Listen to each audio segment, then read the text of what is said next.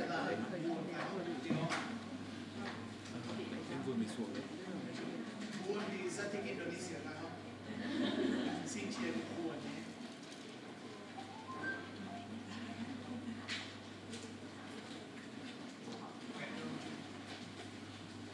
Bắt đầu rồi à?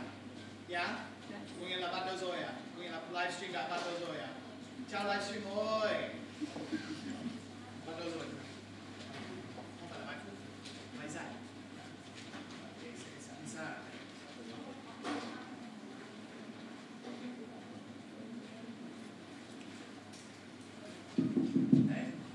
Okay, can you hear me in the back? Yes. Oh, more people answered that time. Yippee! Hello. Okay. Hey.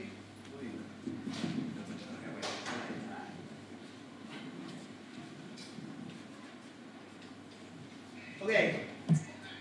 Chào các em. Thầy sẽ bắt đầu một chút bằng tiếng Việt. Vì thầy cũng biết là có vài người ở ngoài đang chờ đợi cơ hội của mình đi học học.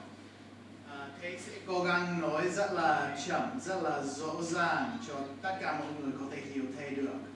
Thầy cũng chào các bạn ở trên Facebook Live đang xem chương trình của thầy. Xin chào. Cảm ơn đã tham gia. Đây là lớp học thứ 2 của thầy. Và lần trước, cái này có lẽ không hiệu quả lắm. Nhưng mà có lẽ thầy cũng không cần. Có cần không? Có lẽ cần. Cần không? Cần. Ôi, ok. Lần trước các nhân viên rất là thân thiện ở Đại sứ quán Mỹ đã nhớ thầy. Đừng quên phải gửi lời chào cho các bạn đang xem ở trên Facebook Live. Nhưng mà thầy đã quên mất. Không chào gì nên chào các bạn ở trên Facebook Live. Cho thầy hỏi một chút, đây phòng này có thầy có thể nhận ra vài người.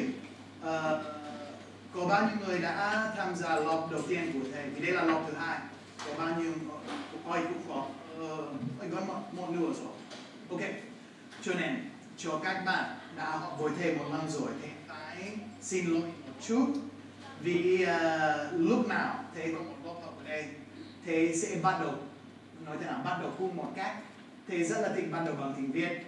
Thầy rất là thích giới thiệu bản thân mình bằng tiếng Việt để làm cho ai cũng cảm thấy thoải mái. Nên thầy sẽ giới thiệu mình một chút. Thầy biết là những bạn đã tham gia lớp của thầy rồi. Thầy không phải là tìm mới đâu, vì chưa có gì thay đổi, chỉ có một tuần thôi. Thầy không có gì hot. Nhưng mà xin thầy sẽ xin phép. Thầy sẽ xin phép repeat myself một chút. Ok. Thầy tên là Alexander Yates và thầy đã ở Việt Nam gần 4 năm rồi, chưa được 4 năm. Ngày xưa thầy đã ở đấy vì thầy đã có nhiệm vụ với Đại sứ quán Mỹ. Thầy là một người hơi lạ vì cuộc đời của thầy, mặc dù thầy chưa già lắm, chỉ 37 tuổi. Thầy đã có nhiều công việc rồi, thầy đã thường làm nhà văn, thầy đã xuất bản 3 cuốn sách rồi. Thầy cũng đã là một giáo sư, thầy đã dạy academic writing và creative writing ở 2 trường đại học ở Mỹ. Một là Syracuse University, hai là George Mason University. Và bây giờ hiện tại thầy cũng sống ở Việt Nam vì có công ty ở Việt Nam. Thầy có một công ty marketing và một công ty tư vấn du học. Thì cùng một công ty, không phải là 2 công ty. Và thầy cũng rất là đam mê về việc Việt văn. Thầy rất là đam mê về Việt Nam. Và thầy nghĩ sống ở đây, có công ty ở đây, Việt văn ở đây là cuộc đời hoàn hảo nhất của thầy. Thầy cũng sẽ nói trước khi thầy bắt đầu bằng tiếng Anh. Thầy muốn nhớ các em rất là thoải mái vì thầy biết là thầy nói hơi nhạy, đặc biệt khi thầy đang nói tiếng Anh. Thầy nói cũng nhạy lắm, nên nếu có ai cảm thấy không hiểu, hãy chỉ hiểu một phần thôi. Làm ơn thoải mái đi, nếu có cái gì mà không hiểu thì làm ơn chỉ bảo ôi thầy ơi, slow down đi, đang nói quá nhanh, không hiểu lắm. Và thầy cũng sẽ nói với các bạn đang xem trên Facebook Live vì có một người đang quản lý đến máy tính cho nên có thể viết comment không hiểu lắm, Không nên nói nhanh như thế này. Và nhân viên ở đại sứ quán sẽ bảo ôi thầy ơi slow down now, ok? Và khi thầy thầy cũng có nhân viên của thầy cũng đang xem cái này. Lần trước nhân viên của thầy đã tham gia vào livestream và thầy đã về văn phòng thầy hỏi các nhân viên có thú vị không? Và có một nhân viên tên là em Minh, không biết em đang xem, hơi béo, buồn quá. Và cũng có một nhân viên khác bảo là thầy đã nói tiếng Việt rất là kém. Thầy đã nói thầy, nhưng mà sau đó nói tôi, sau đó nói anh. Cho nên em viên nói anh không quan tâm. Anh là người Mỹ, anh sẽ nói hết thầy, anh, tôi. Okay? Okay, so now changing to English. Welcome everybody. I want to do a quick survey. I want to get to know you a little bit before I start. So I know half of you in the room already came to my first class. This is the second of 5 classes that I'm offering, all on different aspects of academic writing. The first class was about claim making. This class is about understanding your audience and how you adjust your claims, word choice, and evidence to that audience. And we'll have further classes on drawing conclusions from evidence and on negotiation. So they all build together. If you weren't at the first class, don't worry. Every class is designed to just stand on its own. But if you do have the opportunity to come to several of the classes, you're going to get a lot more out of it, okay? Also, I should say I've taught at the American Center for a long time now. I've done maybe 30 classes over the years, and usually when I teach, I'm in the small room, the library room there, and it's a smaller number of students. I'm very, very glad to have you all here. As more students càng đông càng vui, đây là sự thật. Nhưng I often will do games or interactive activities, and that's a little hard when there's so many people. Cho nên thầy chỉ muốn nhờ các em giúp thầy một chút. Vì 90 phút thì hơi dài, và nếu chỉ có 90 phút thầy nói, không có ai nói gì nữa, thì chắc các em sẽ thấy hơi chán, và thầy sẽ viêm họng một chút. So I'm going to ask for kind of contributions, I'm going to ask for answers. Please don't be shy. You can stand up, throw your hand up, and participate as much as possible. I know you might be a little nervous just because there's a lot of people listening. But if I can stand up here and talk for a long time, you guys can all give me at least 1 or 2 sentences when I ask for participation, okay? Okay, great. Okay, so back to my original point. So we have half of the people who come to the first class. If I think, anh nghĩ là lần này không có học sinh lọt 2. Có ai học lọt 2 không? Có ai học? Lần trước thì có một sinh viên thôi. Ok, hôm nay không có ai học lọt 2. Có ai học lọt 3 không? Lọt 3 thì có đây. Có ai vẫn đang học trường đại học không? Ôi, có mấy người. Đây là một người. Có ai chắc là ok, nếu đã không học có vài người đang đi làm rồi phải không? Yeah. Ok, cho nên đây là lọt rất là hợp cho bọn em. Vì even though it's called Academic Writing 2, Understanding Your Audience, an alternative title for the class is just all writing. I run a Facebook group for students that are interested in studying English, and it's still new, but before I do a class, I usually post in the group and I say, hey, what are you interested in learning? Also, after I hold these classes, I'll hang around for a while and talk to students and say, what did I miss? What do you want to know about? I had a lot of students asking me about email or about proper communications in a professional context that aren't an essay, that aren't academic writing. So this class is going to talk about understanding your audience, whatever argument you're making. Whether that argument, and remember arguments is something for half of you that we talked about last time, arguments and claims. Whatever you're doing, whenever you're making an argument, whether it's a presentation like this, writing an email to some important people, or writing an essay to get into college or for one of your college courses, you need to think about audience in every one of those cases.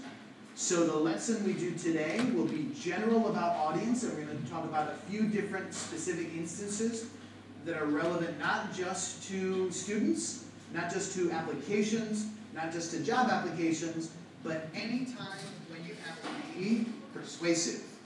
And the effective person in life, whether it's in the classroom, in the office, or just when they're out at a party, is persuasive.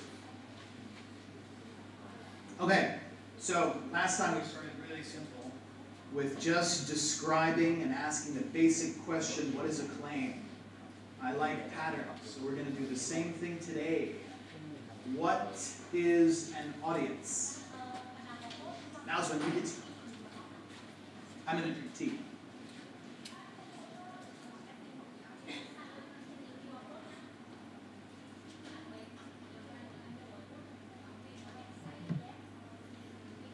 Okay, so she said a few things. So an audience could be a teacher, an audience is a reader.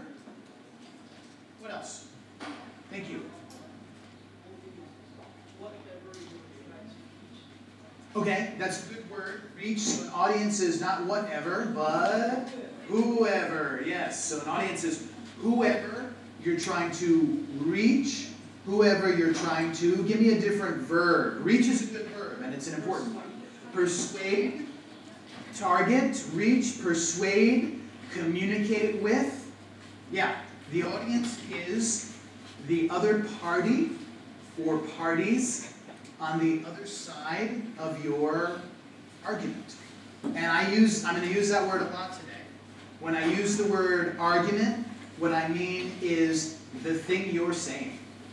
Now the argument could be, hey, you all need to vote for Elizabeth Warren. Who knows who Elizabeth Warren is? Everyone raise their hands. Facebook Live, you couldn't see. But everyone knows who Elizabeth Warren is.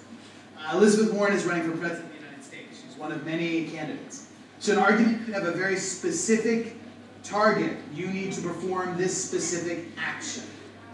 Or an argument could just be something that I think is true, and I want you to think is true. Last time we looked at a beautiful painting that I think is a terrible painting. I think it's bad. And so I tried to make the argument, this is a bad painting. I'm not persuading you to do anything. I don't want anyone to go to the museum and find the painting and burn it.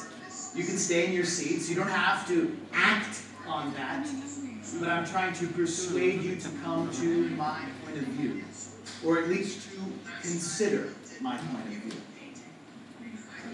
So the audience is who's ever on the other side of our argument. We started with the argument. Today we're with the audience. Why is it important that we care about the audience?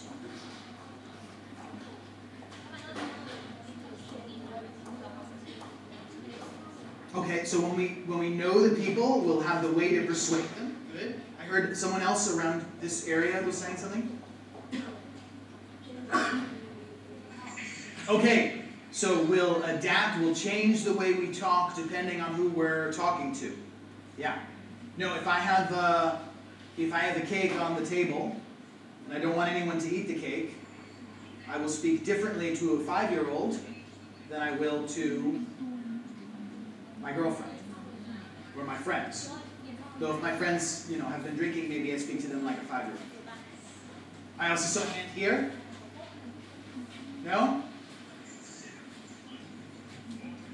We have to understand the audience because we have to adapt our arguments to them. We want to use appropriate word choice.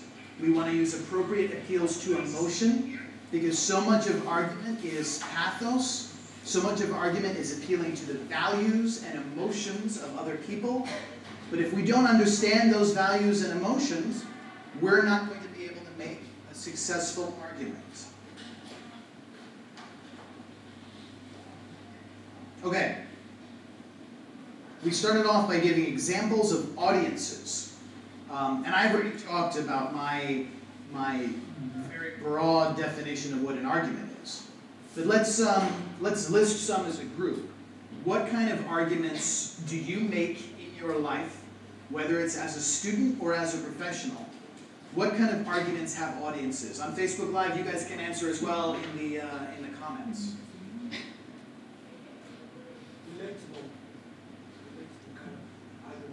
You're describing types of arguments, but I mean, like, give me a specific example of an argument. What message that you deliver, what thing that you do has an audience? Sorry? You said a post? Yeah. So a post, a Facebook post, has an audience. Good. What else? Okay, a comment on, are you talking on social media? Okay, so yeah, a Facebook post, a comment in a thread, yeah? Both of those have audiences, sometimes big ones. A remark in what context? A remark online or a remark in person? Okay, yeah, so just a conversation, even if it's just an audience of one, it's still an audience. What else? Yeah, presidential candidates are always making arguments, whether it's in a press release, whether it's on the debate stage, whether they're giving a speech. Absolutely. Knowledge. Knowledge is something that you're going to try and include in your argument. Well, what? Yeah, though that's an argument that the government's always going to win. The law from the government. The law makes value judgments, but we will often be using the law as evidence in arguments.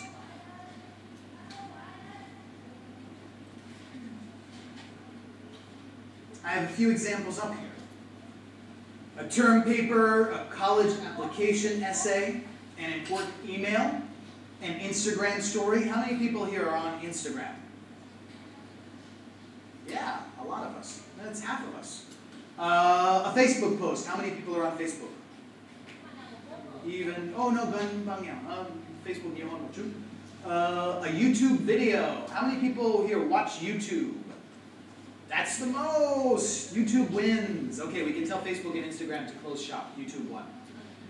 Or a presentation. Like this presentation. I'm modeling what I'm teaching right now.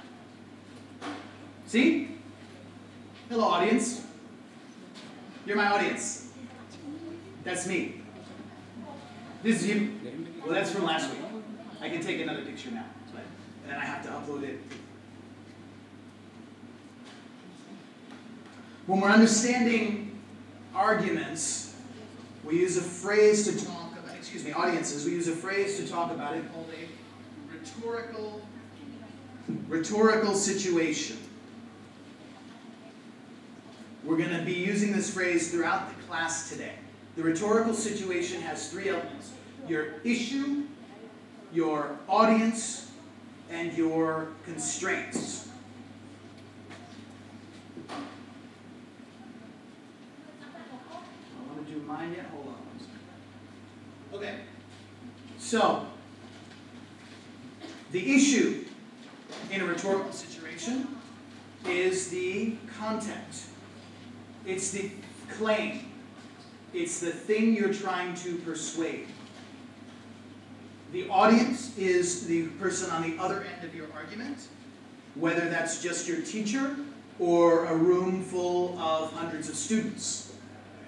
And the constraints are whatever the limitations are on you within that situation. Like, for example, my constraints in this room are that, really, there's so many people, only I can talk. My constraints in an email are, I have to be careful about my language because it's only written and I do not know how the other people on the other end of the email will receive it. So let's take one example of a college application essay, right?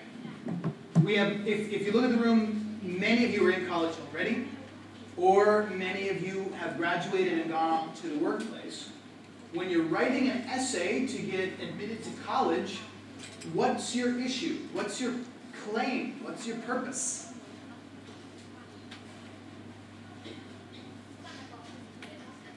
Yeah, you want to get accepted. You want to write an essay that is interesting, that persuades people that you are a good student, a unique individual, a valuable contributor to the institution where you will attend, because you want something. You're trying to get someone to do something. And that something is to let you into university. What about the audience for your college application essay? Yeah, we had examiner. What else? Yeah, the Board of Admissions. It could be several people reading your essay, maybe 3 people reading your essay. It could be just one. Xin chào mọi người. Hello everyone, come on in. What's important to understand about your audience when you're doing a college admission essay?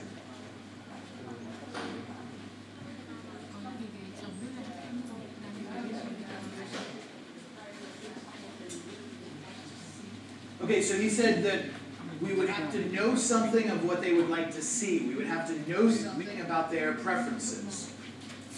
How would we know that? Okay, research. So, for example, I am much younger, and I'm applying to college. And I'm applying to the University of Virginia, which is the college I went to. How would I research the preferences of the person who's going to read my essay? Sorry? Okay, so I could look at previous essays. Yeah. I could look at previous essays from successful students.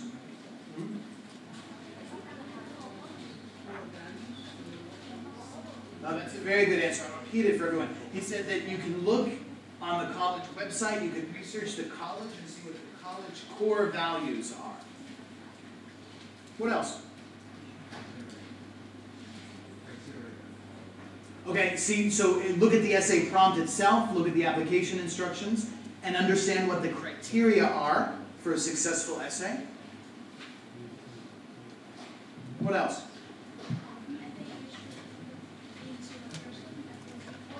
Oh, okay. So she said, yeah, look into the person that will read our essay, discover their personality. Maybe they love cats, and I got a really good cat story. I love cats, and if I'm reading essays and someone gives me a good cat story, I won't even look at the SAT scores. I'll be like, you're in. Can we do that? Is that possible? I hear, okay, well, lots of different, I hear yes, yes, yes, sometimes. No. Who thinks it's possible? Some front row is very optimistic. Who thinks it's not possible? Also, front row thinks it's not possible. In general, when you're applying to a big school, you will have no idea who is reading your essay. It will be University of Virginia admissions employee number 9. Or Dartmouth University admissions employee number 16. That is an unknown, and it's not just an unknown. What else is it? Constraints. The constraint when you're doing a college application essay is you maybe know who you are, you know what story you want to tell about yourself, you've defined your persuasive claim about yourself, you have a sense of your audience because you did all your homework, you researched the school, you know what the core values are, you went online and you looked at successful essays, and you feel like your essay is just as good as those. But there's still an unknown element of audience because you don't know who's reading your essay. And it could be they really like cats. And it could be the morning when they read your essay, their cat died. You have no visibility into one part of the audience. They're unknown, which is a constraint. What else is a constraint? Yeah? Yeah, okay, now we're getting, this is good, this is very, very specific. So the word limit is, say, 450 words. My story is 600 words long. And if I cut down 150 words, it becomes really chan. It becomes real boring. But that's a form. It's a constraint. One more constraint. Word limit is a constraint. What's another one? Yeah, the subject itself, right? Because for most universities I'm applying to, they don't just say, hey, you have 450 words. Tell me a story. Or please use 450 words to tell me about yourself. You will often have a themed prompt about, tell us about a time when you changed your mind. Tell us about something unique in your background that contributes to your identity. So, constraint is word limit. Constraint is prompt. There was another one, someone said it starts with T. Time. Every application has a deadline. And also, you have your own constraints on time, because applying for universities is not your full-time job. You go to school, you have friends, you have to meet this, you have to find the right amount of time to meet this deadline. What's one more constraint? It's another one, we talked about the constraints around the application itself, but there's another constraint related specifically to audience, to this unknown man or woman who is sitting behind a desk and they're reading our essay. We can know a little bit about them, but we can't know really personal details about them. What's one important constraint related to them? Yeah, language and tone. We don't know necessarily their own preferences, how to appeal to them personally. That's true. Yeah, and she said your approach, also correct.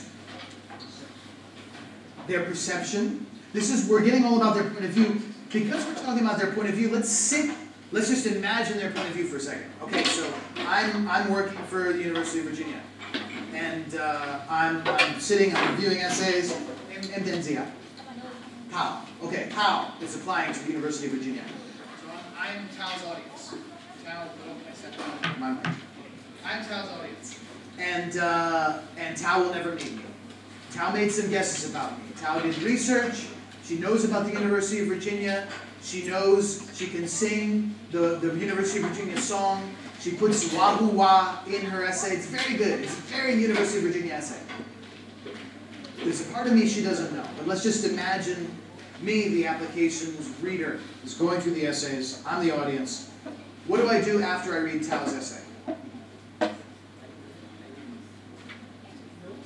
Yeah, that's while I'm reading it, I might take notes, maybe, if I'm very, very diligent. But I read the essay. It's only 450 words. It doesn't take that long to read. I read. I'm like, wow, it's a good essay. She doesn't know yet, but I said, wow, it's a good essay. What do I do next? Yes. You say it again. I read another one.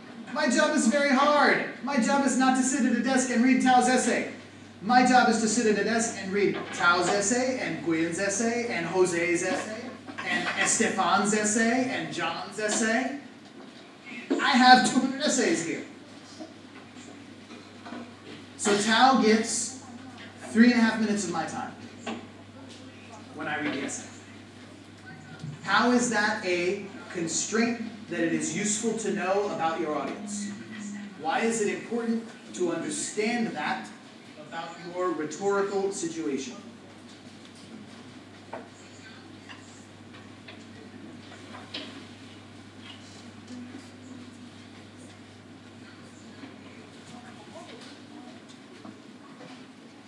So the audience doesn't have a lot of time with your essay.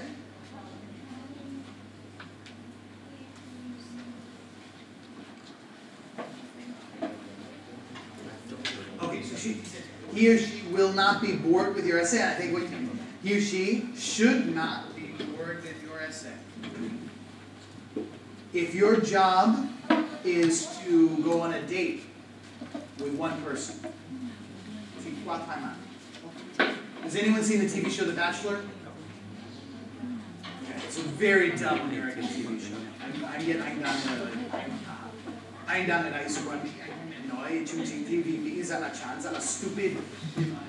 Bachelor, quá chán, quá stupid, and it's about someone who dates 60 different people, all at the same time. And they're all trying to be as interesting as possible. When you know that your audience is looking at many different essays, all at the same time, you need to make sure you do something that stands out, that is unique.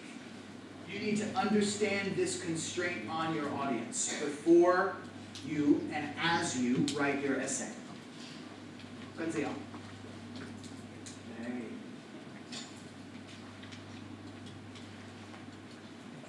Okay. If I change battery, reconnect your battery. cho nên, I think, can I continue without it? No. Anh có thể lấy hand microphone cũng được. Yeah. Yeah.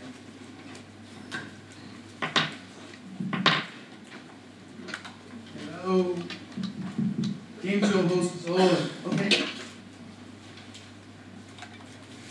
So, your rhetorical situation when you're applying to college involves your persuasive.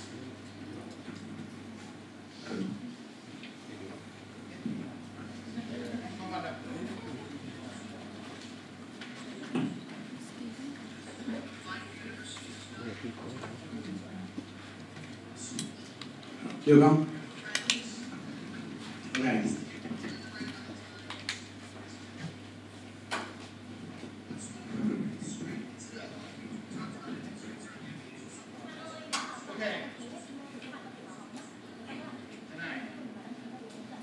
Cao lên.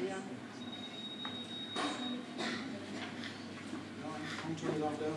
Đó.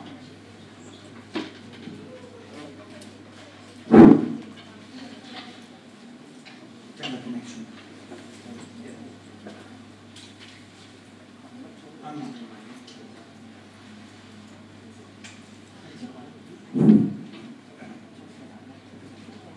Xin lỗi nhé. Okay. So, whenever I click it, it doesn't work. Okay.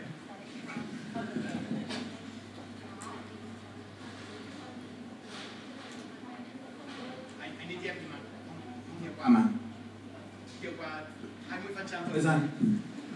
So use the handheld microphone. Yeah, handheld mic. Okay.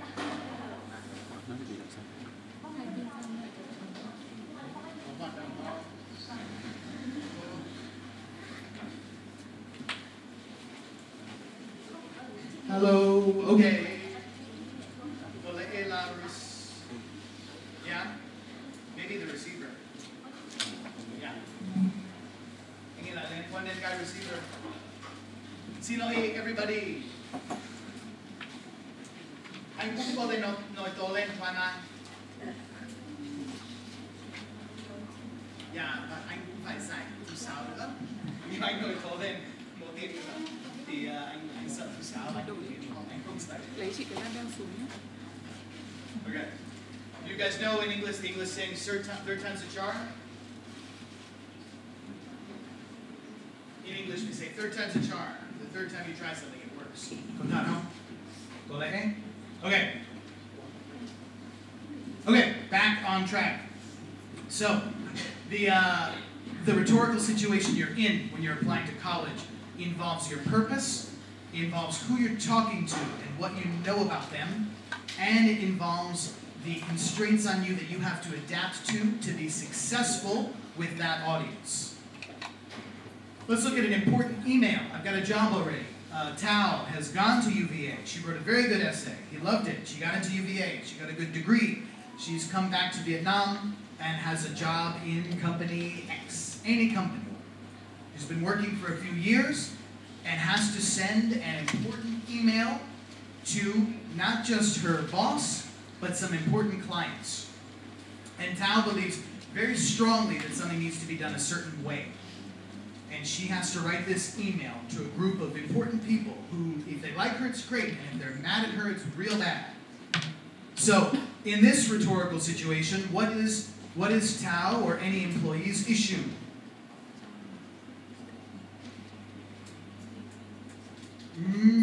Issue không phải là being polite. Her goal is not to be polite. What's her goal? What does she want to accomplish with her email? I'm not saying she doesn't have to be polite. Polite cũng lịch sự là quan trọng. Yes, to get something done, and you said importantly, she said to get something done her way. To get something done her way. The goal, as with any argument, is to persuade. So, we need to get other people to agree with us in this email. That is our issue. Who is our audience? Audience is customers. Who else? Customers and bosses. Employer. Also, how are if I'm in this situation, how are my customer and my boss related to each other? Yeah, I definitely have to be polite with both of them if I want to keep my job. But how are my customer and my boss? What's their connection? Both of them pay me. My customer pays my company, and my boss pays me. If my customer is mad at me, does my boss care? Yes! Who is my customer to my boss? Everything. Good answer. You're going to get into business. If you go on business, huh? Oh, sure. My customer is my boss's boss. My boss has many bosses. My customer is one of my boss's bosses. My customer needs to be happy to have my boss happy. If I'm writing an email to my customer and my boss, I have a split audience. I need to make ideally both happy. But if my customer is happy, is my boss happy? Probably. It maybe not. It could be my customer's happy and my customer likes me and my boss wants the credit, maybe. But it's a complicated relationship because I have an audience that has different levels of power, and I have an audience that has a relationship with each other in addition to having a relationship with me. This moves us right into constraints. What are my constraints when I have this thing I feel very strongly about, and I have important people that I want to tell it to and convince them to do it my way? What are my constraints in getting this done? So, don't any louder, please. Who's saying it? The time. Okay, yeah. I need a good message. It needs to be timely. It needs to come at the right moment, and we can't get it very late. I sometimes get in trouble for sending emails too late.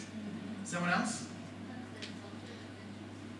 Yep, there could be a conflict of interest, and that's also, how is that a constraint for me?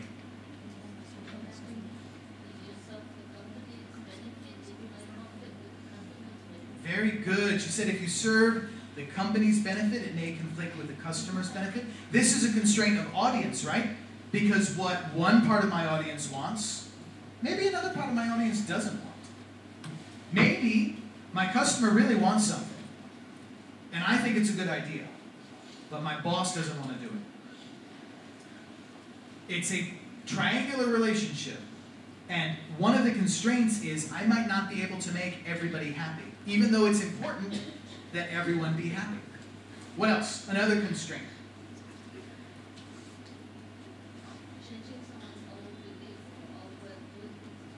Yeah, she said changing someone's old belief, old way of doing things is very hard. I know. I agree. I work in marketing in Vietnam, and I'm often involved in passionate debates with people about which is the right way to do things. What else? Remember when we were talking about the college application essay, we talked about form. We talked about the form the essay comes in. The prompt, the word count, the deadline. What kind of formal constraints are there on this rhetorical situation?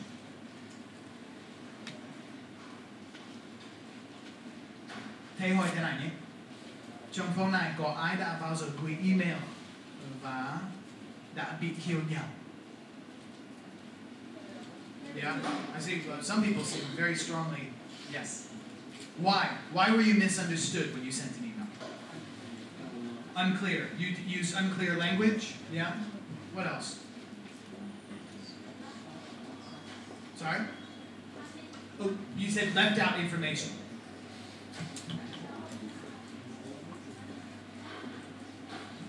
Yeah, missing information. Missing information from the email. What else? Yeah, missing context. Has anyone ever had the experience where you send an email and you send it and you're like, man, that was a good email. I'm happy with that. I feel good. And then people write back and they're like, why are you mad at me? Or they write back and they completely misunderstand what you're doing.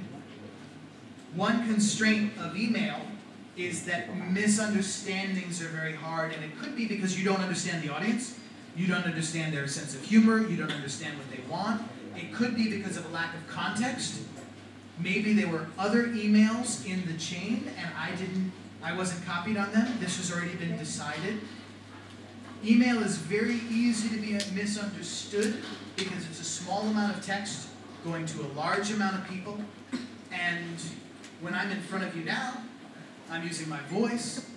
Does anyone think I'm angry right now? Right? I hope not. I have lots of ways to communicate my emotional position to you guys as a group.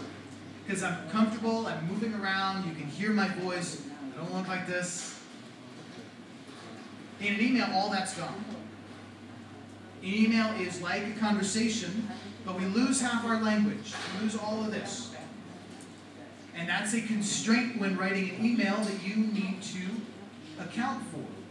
You need to be clear about what you need, particularly if you don't necessarily understand what your audience wants. What is my rhetorical situation right now?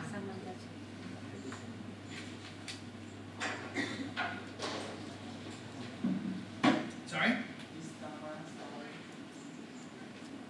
No, that's, yeah, Bạn này theo Instagram của Hazel. That was a photo from one of my Instagram stories. This is a photo that I took at the end of the last class. I took this exactly 1 week ago as people were leaving. But why am I standing at the front of the room? What am I trying to get done? What am I doing? What's my issue?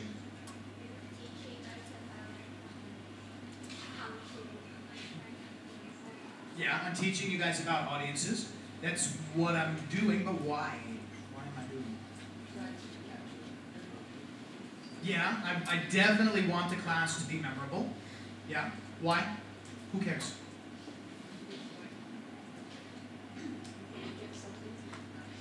You said you want to get something from the class.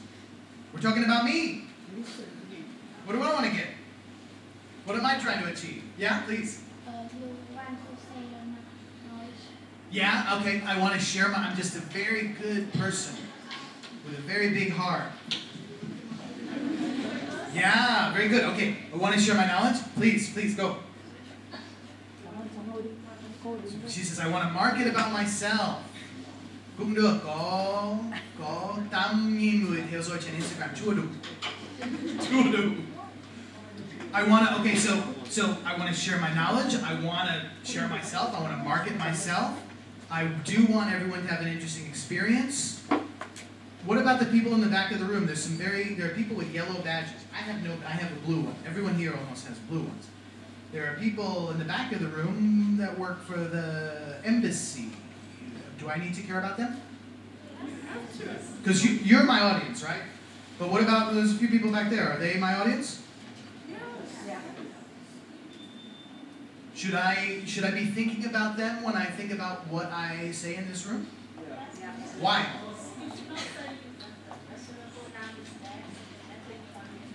Yeah, no, probably. I think that the class would not go on very long if I said, today we're changing topics.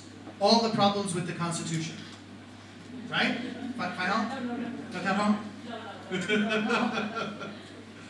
No, I am a guest.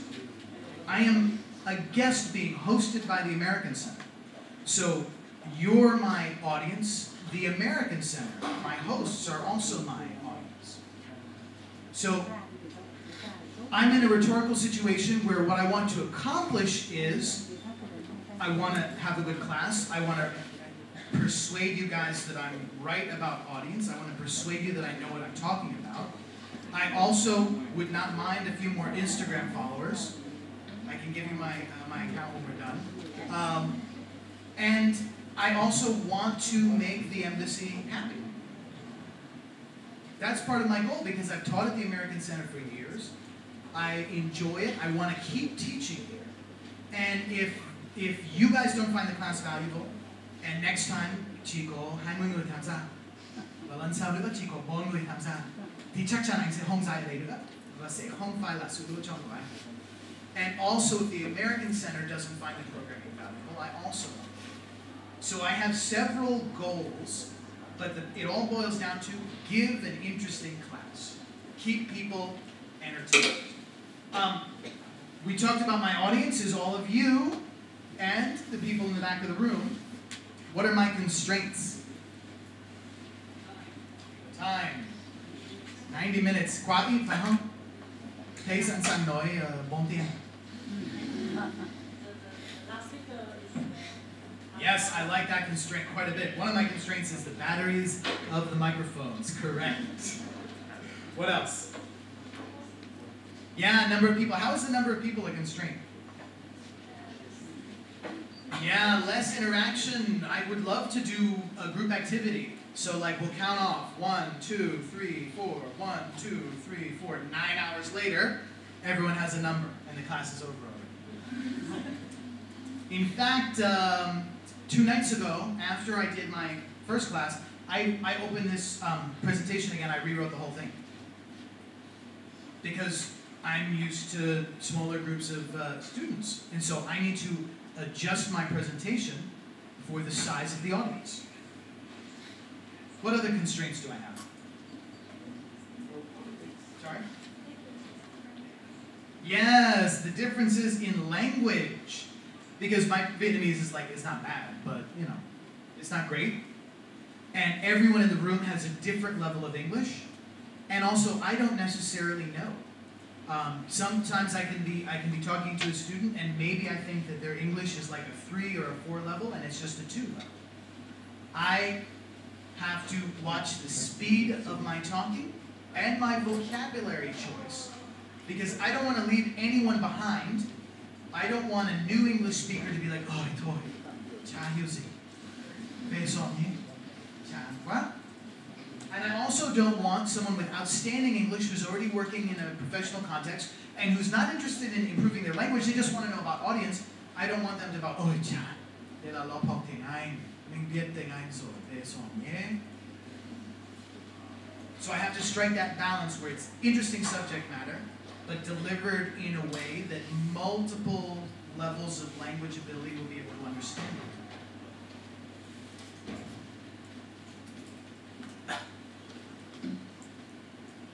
We kind of laid out my rhetorical situation as I give this presentation to this audience. I want you guys to think back to a long time ago, 53 minutes ago, when the class started. How did I adapt to my rhetorical situation? I already gave you one clue. I adapted in advance. I redid this presentation. I found this image a few nights ago when I was thinking, oh, I should do a slide on adapting to your rhetorical situation. So one thing I did to adapt to knowing that I would have a lot of students, or at least hoping that I would have a lot of students again, was I made a presentation that was more appropriate for a lecture style, with a little bit of call and response, a little bit of question and answer. But what else did I do when I came into the room to adapt to my rhetorical situation, to be appropriate to my audience, and to deal with the constraints that I have? I spoke Vietnamese at first. Why? What? Who cares? Okay. But why? Why did I choose to speak to you all in Vietnamese? Because we are Vietnamese. I want to make a friendly environment. I want to make a good impression. What else?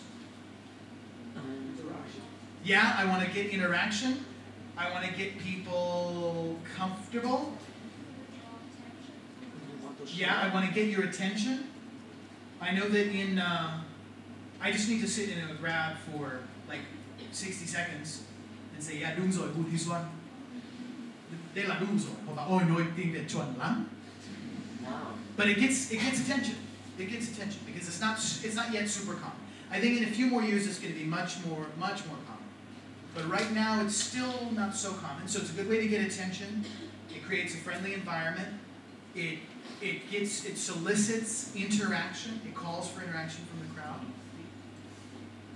What else? One more. Well, there's one more thing I do. Well, there's one more reason I started. Yes, you said I want to show that everyone can speak a foreign language. I want to show myself saying things incorrectly. Or not incorrectly, but not yet perfectly. I talked about my colleague Vien, who was scolding me because I said, "Hey, là người Mỹ và anh rất vui được gặp các em." Of course that's incorrect. Vien is right. It's incorrect. And I shouldn't do it. I should stick with one. I should be hey. But showing someone who's educated, who's devoted to Vietnamese, who's devoted to this subject, still making mistakes, is kind of modeling the behavior that I want from my audience. I want you guys to be comfortable speaking out loud, even if your English isn't perfect. Because I don't want to make you like depressed, but everyone in this room, like I'm a writer, I write books in English. Your English will probably never be as good as mine. And my Vietnamese will never be as good as yours. You inhabit a mother tongue in the way that I can't. And it's the same for every language.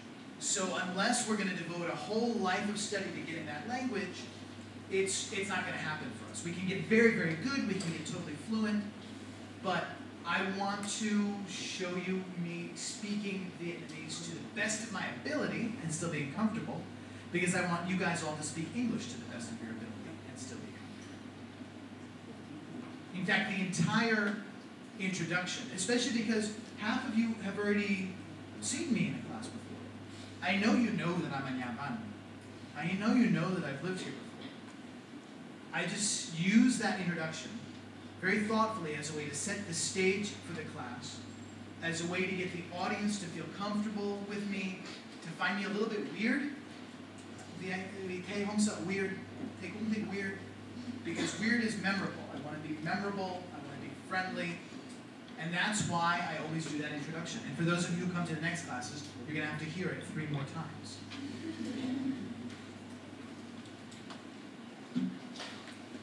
Finally, it all leads up to the last point. I just want to establish trust. I talk about being a writer. I talk about teaching at Syracuse University and George Mason University. I talk about having a marketing company because I want you to believe me. That gets back to my issue here. As much as I have the goal to give you an entertaining class, as much as I have the goal to make the American Center happy, I also have the goal to persuade you that I'm right. And that goal just comes from my ego. I just like being believed. It's part of giving a good class. And so I try and establish that rapport with you so you will trust me. I give you my biographical details so you will trust me not just as a Vietnamese speaker, but as a user of language, as a maker of arguments. But it doesn't come easily. When I gave my first class, I didn't stand up and do the introduction in Vietnamese.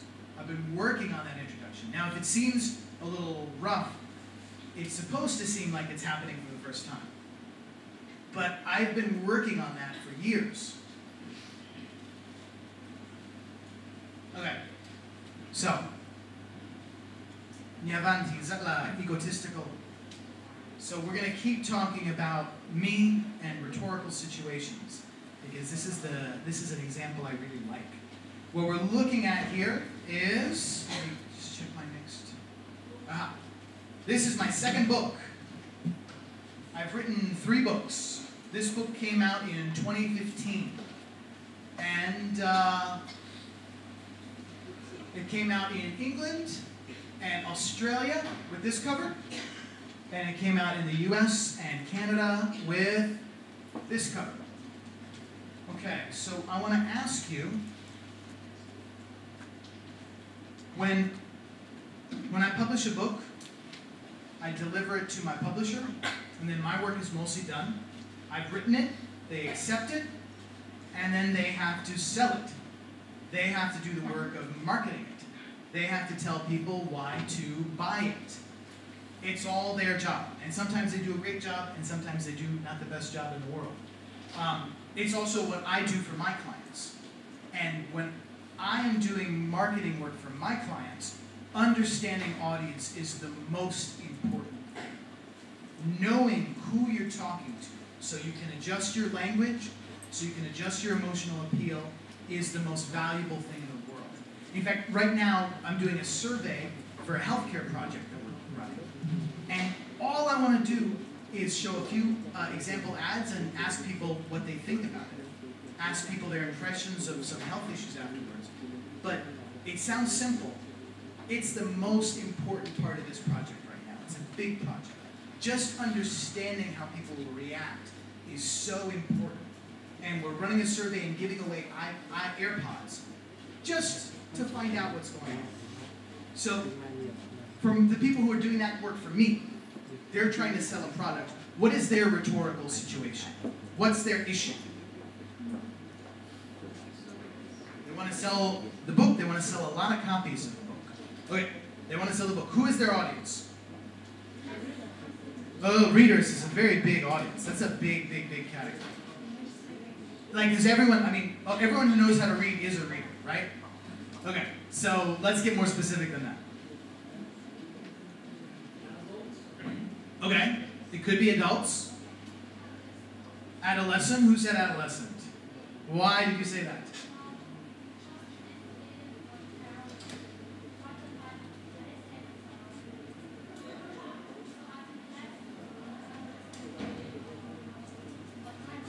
Yeah, she said adolescents will be the right target age. Adolescents will be the target age. She is doing,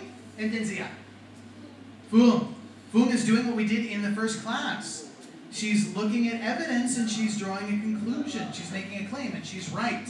These are young adult books. These books are targeted at kids between 12 and 18 years old. So these are young adult books, and the marketing material around it, which is also the publisher's job. The publisher made these book covers, are designed to reach that audience. Okay, so we narrowed the audience down a little bit. So it's not all readers, it's young readers of 12 to 18. What else? Yeah, it's a novel, so they have to like fiction books. What else?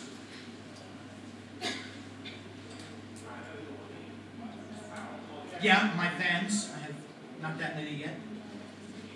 Yeah, people who know about me. Yeah, they're also in the audience. They have to. Come on, who else is going to book up this book? Yes. Okay, I heard people who like Winter or Bears. People who care. People who read for fun. Everyone knows how to read.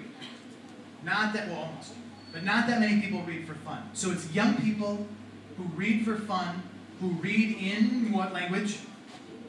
Đúng rồi, đấy không phải là quyển sách tiếng Việt đâu. Chưa dịch từ, yeah, đúng rồi, not yet. Not yet. Hasn't been translated yet. So, recreational readers for fun of a certain age. Okay, so my publisher knows what they want to do. They want to sell many, many, many copies of this book. They know the audience.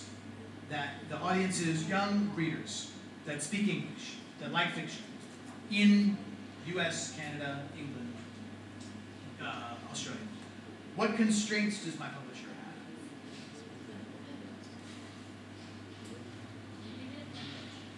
have? Okay, limited language. What do you mean limited language? Yeah, okay. So it's only in English, so one constraint is they're constrained by where they can advertise it. Their audience is a constraint. What else? Age. Yeah, age is a constraint. They're going to have a hard time selling these books maybe to older people. What else? Distribution. What about, okay, how many pages would you guess these books are? 320.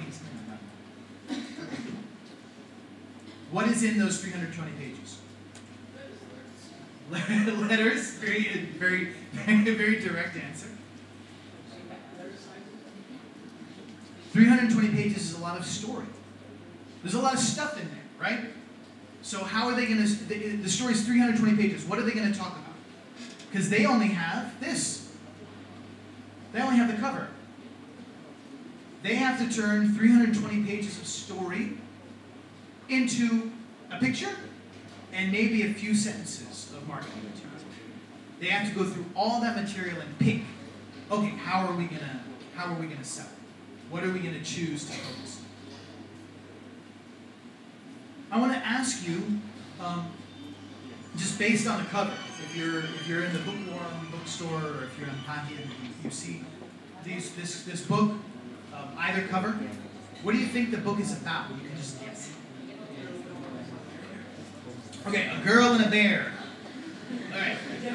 So it's about a girl and a bear. We got a girl, and we got a bear.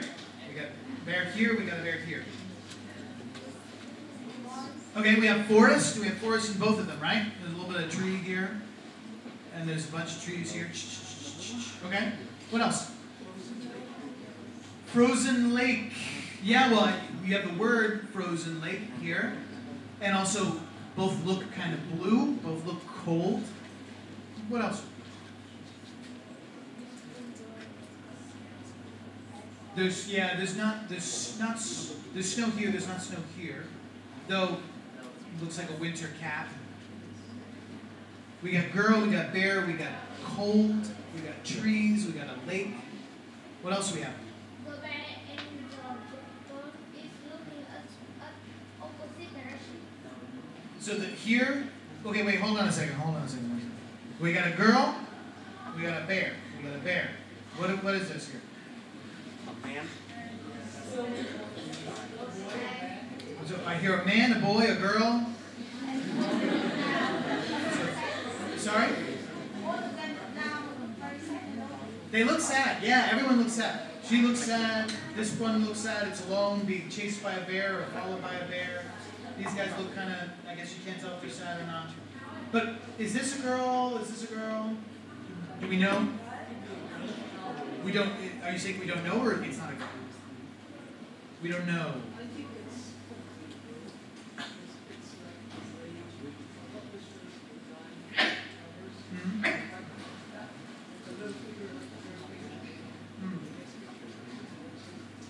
Yeah, okay. I'm going to go to the next slide and we're going to look at the actual text that they use. Because, you know, in the back of every book, it says a little bit of text. Oh, what's this book about? So we start with the image, then we're going to go to the text. But before we go, I just want to do a poll. How many of you think that it is, that this is a girl? Anyone, any votes for girl? 1, 2, okay, a few. Some. Okay. Now I'm going to read the text that goes with each picture. So this is on the front of the book. Boom. This is on the back of the book. So, for the first one. Hold on. I need to make it dramatic. Okay. There is a middle world between life and death, and Tess must navigate it to save her brother in this heart-wrenching story infused with the fractured and fantastical realms of Finnish mysticism. Does everyone, okay, before we go to the next one, middle world between life and death. Everyone knows Tess is a name, yes? Okay. Must navigate it to save her brother in this heart-wrenching, Leslie. Very sad. Yeah, Nautim.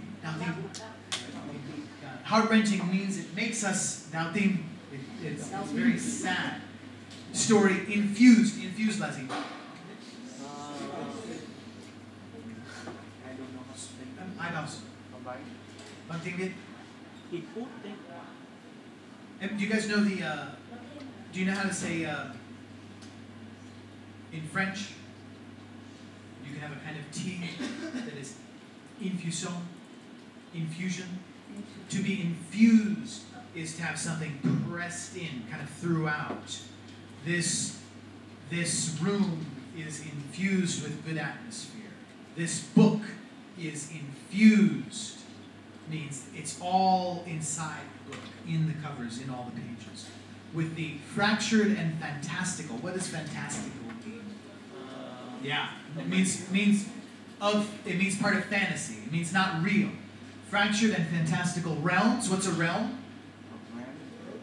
Yeah, realm is an old-fashioned word for world. Realm is like a land or a world of Finnish mysticism. What's mysticism?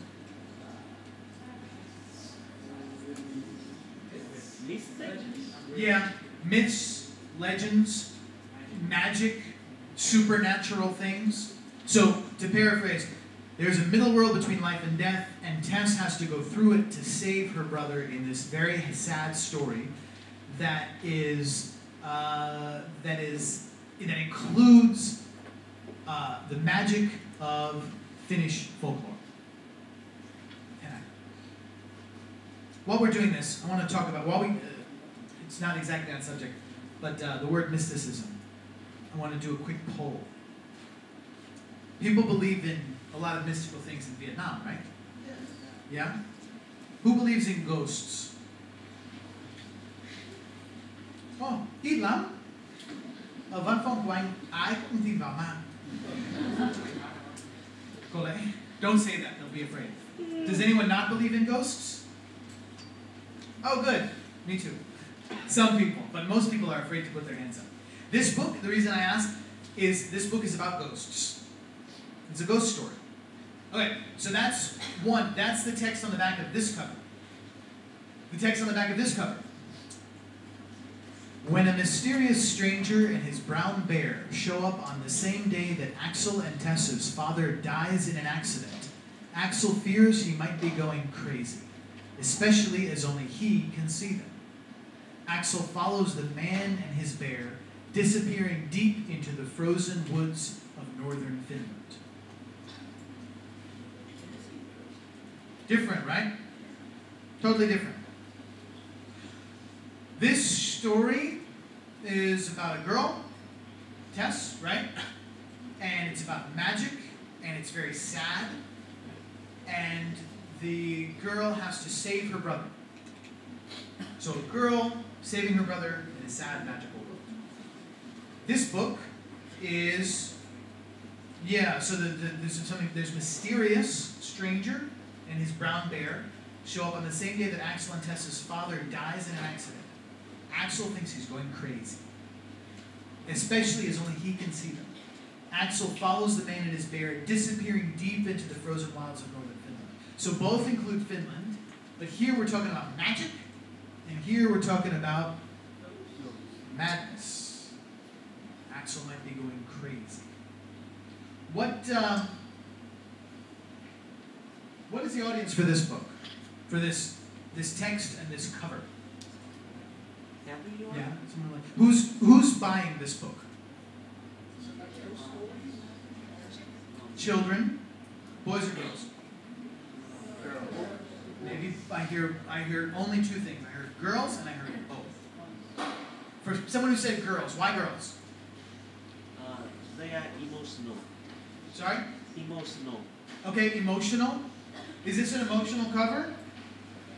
Yeah, I think so. What takes up most of the cover? A large girl's face. So this argument has a large girl's face, and then the text on the back is about the girl. Tess has to do the action. Tess must navigate the world. Tess must save her brother. Doesn't even include the brother's name. This is a story about Tess. What about this? This is a story about Axel. Where is Tess on the cover here? Hong Kong. She's missing. She's gone. She's not there. She's mentioned in the back, right? That when him and Tess's father dies, but then it's about Axel thinks he's going crazy. Axel follows the bear into the woods and disappears into Finland. That's what we're going to talk about. What kind of audience is this book being marketed to?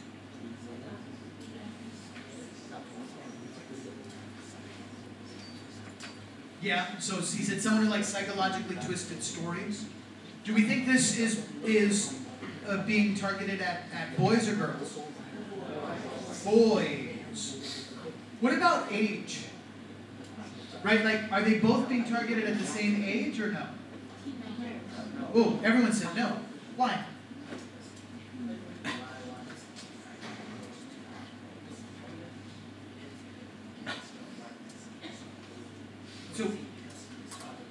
So wait, which one is for older ones? This one's for older. Okay. So one vote that this is for older boys and this is for younger girls. Okay, why? He says the other way around.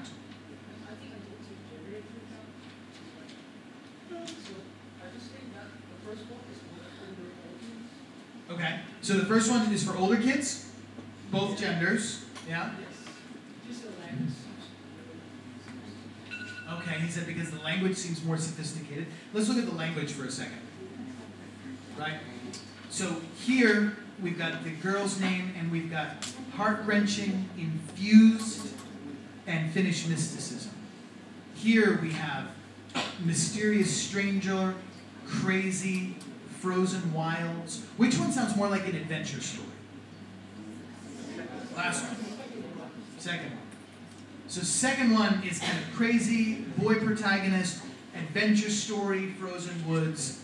First one is emotional story, kind of literary, infused, it's poetic, female main character. And here, Finland is mentioned twice, but here it's kind of Finnish myths, Finnish folklore. Here it's just wild northern Finland. But as most of you have guessed already, same damn book. It's exactly the same book. And in fact, when they marketed it here just to girls, 14 and up. This was in the United States, Canada. Girls 14 and up. In the United Kingdom and Australia, boys 12 to 14. They all had the same raw material to choose from. They all were reading the same 320 pages. They each decided that they were going to define a different audience. The audience for them was about teenage girls, and so they picked the material to highlight that they thought would appeal to teenage girls. The UK publisher was for younger boys. They only picked the material to highlight that they thought would appeal to younger boys. Bazia.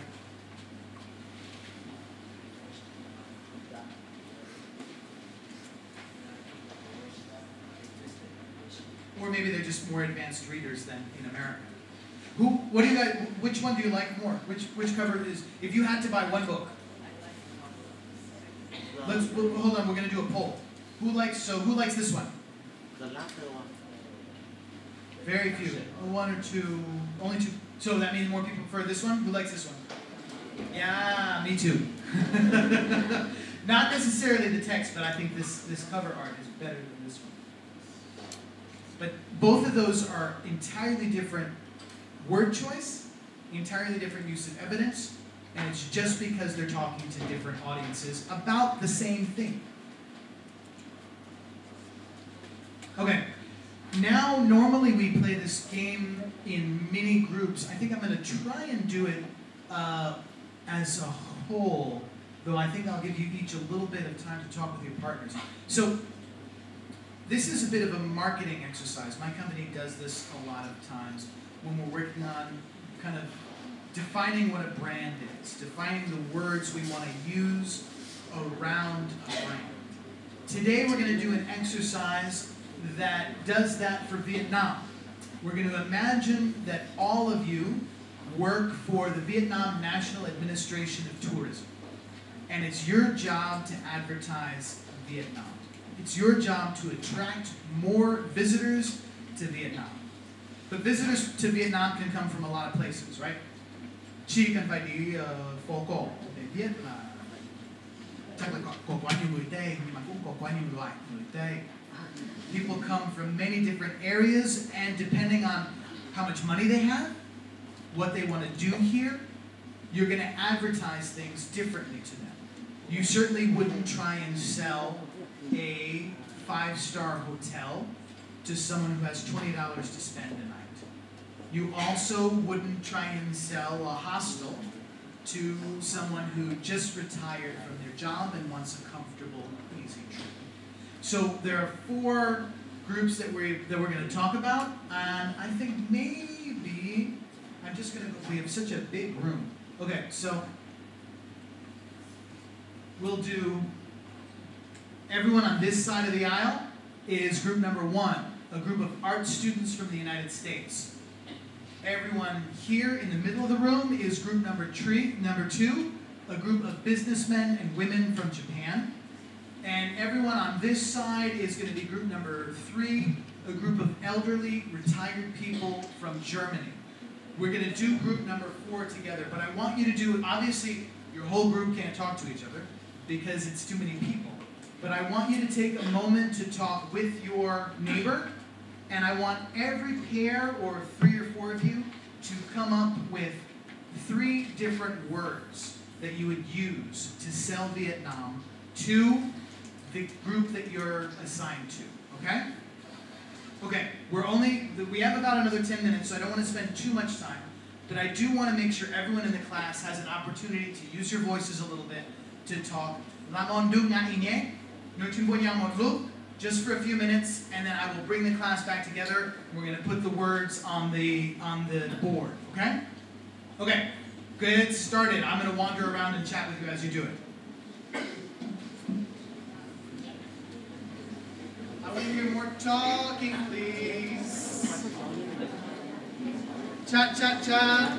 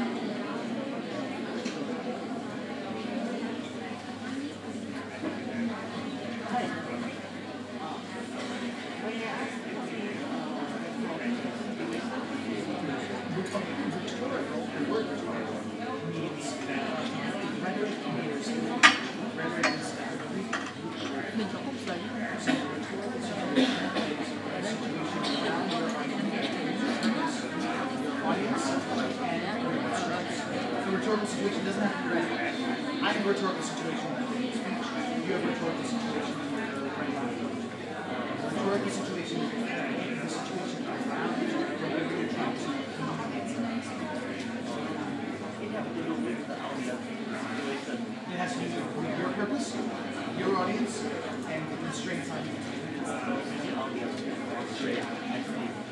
Reflect the situation.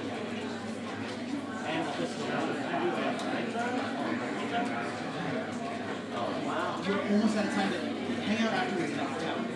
Okay.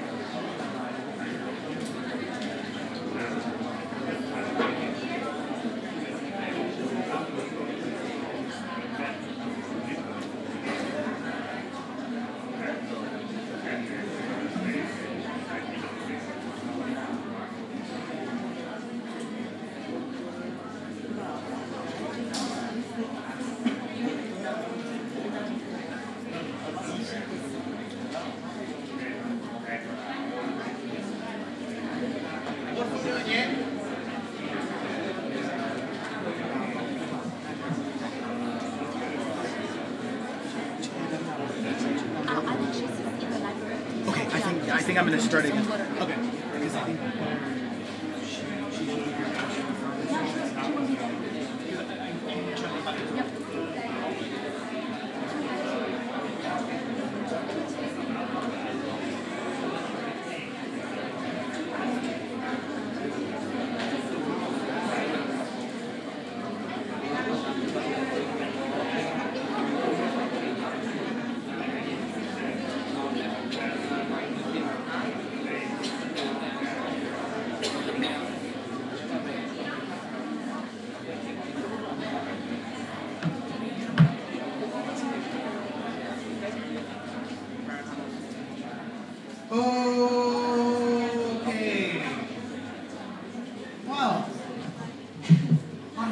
ôi. Mọi người ơi. Thấy rất là hài lòng, ai cũng đã nói chuyện với nhau. Thank you guys. One thing I regret is that there's not more opportunity for you guys to talk in this class.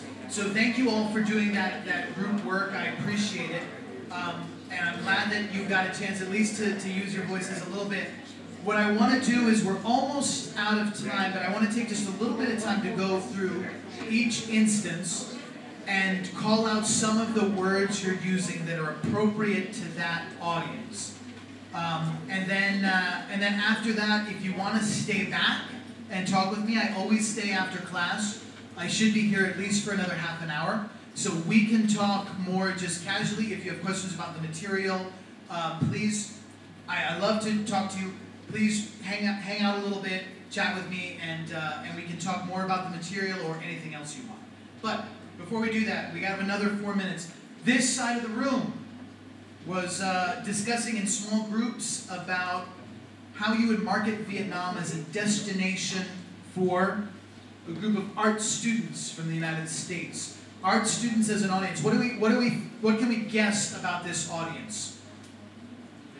They're young. Okay, they're young, so they're probably, what does young mean? They're probably poor. They're young students, so they're probably poor. What else? Curious? Yeah, they like, okay, so they like to enjoy life, they like to discover, they're probably adventurous. And what kind of students are they? They're art students, so what can we guess about their values? Artistic? Artistic. What else? Yeah, maybe people interested in photography. They're romantic. They are emotion-driven. So what kind of words, just everyone, I'm only going to ask this side of the room for now. You guys will get a chance when we do your groups. For this side of the room, just throw out a few words that you use that you thought would be appropriate to persuade art students to come to Vietnam. Cheap. Very good. Very good. Cheap. Really? Maybe that's not a good word if we're trying to attract businessmen and women from Japan, but for art students in the United States, definitely. Especially because college in the United States is expensive. They don't have a lot of other money. What else? Gorgeous. Gorgeous landscapes. Cheap. Gorgeous. Very good. What else? Ancient. Why ancient? I love that word. Why did you pick ancient?